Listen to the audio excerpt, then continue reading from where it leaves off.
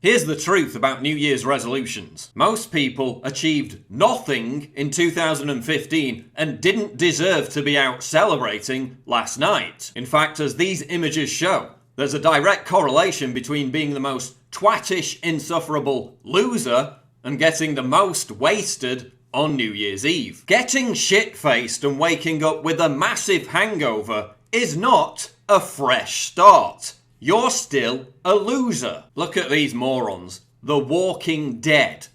Their unfathomably low intelligence acts as a kind of survival mechanism to shield them from the horrific reality of how dismally worthless their lives are. We live in a society that publicly shames people for expressing politically incorrect thoughts, when it's these human vermin who should be publicly shamed as a warning to others. But while these lost souls will be confined to an existence almost as insignificant and unfulfilling as farmyard pigs rolling around in their own filth, there's still hope for some. Listen, none of us are perfect, but until we realize that we're our own worst enemy, change is never going to happen. Writing down a list of resolutions that you will inevitably break within the first few weeks isn't a solution. You're still a loser. Studies show that for more than 9 out of 10 people, New Year's resolutions don't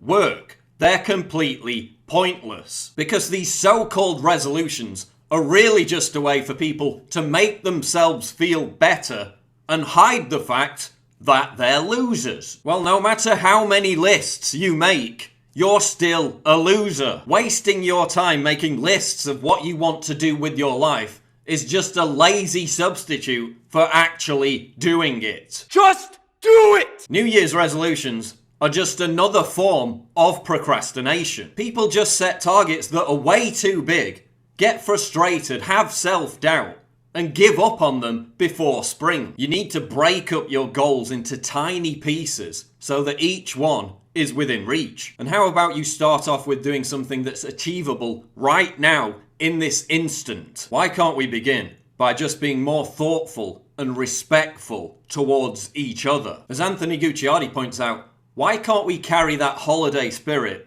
into the rest of the year? Why does it only apply for a few days? It's the holiday time. Try to be a little bit nicer. Can you imagine what would happen if we extended this holiday spirit to every single day? There's no holiday spirit. There's the human spirit.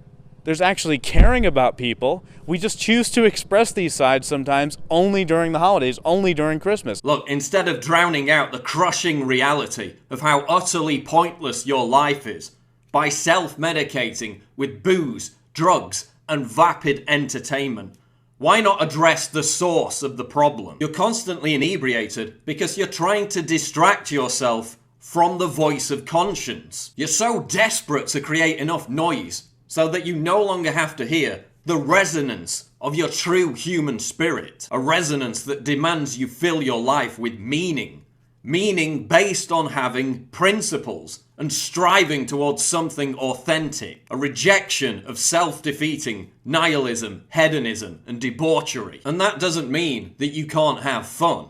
But you've got to earn it. And you don't earn it by just creating vague, meaningless lists that you're just going to end up ignoring anyway. You don't earn it by drowning out the voice of conscience and making excuses for the fact that you're a loser. You earn it by having focus, discipline, and making your life about authenticity and principles. You earn it by taking small steps every day to become the human that you truly want to be. Just do it!